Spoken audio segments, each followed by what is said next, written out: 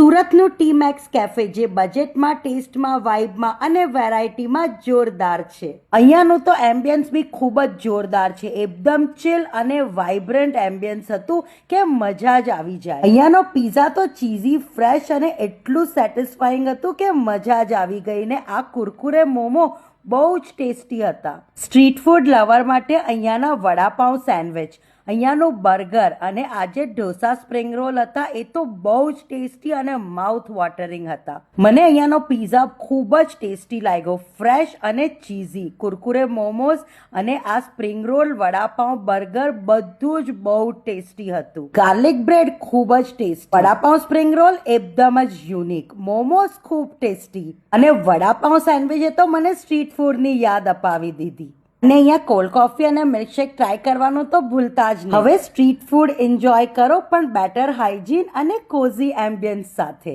અહીંયાના ઓનર એક perfect host છે. વીકેન્ડ માટે પરફેક્ટ હેંગઆઉટ સ્પોટ. તમારી ગેંગને કલેક્ટ કરો અને સીધા આવી જાઓ ટી મેક્સ કેફેમાં, જે આવેલું છે પાલ આરટીઓ પાસે. Best food with best ambience.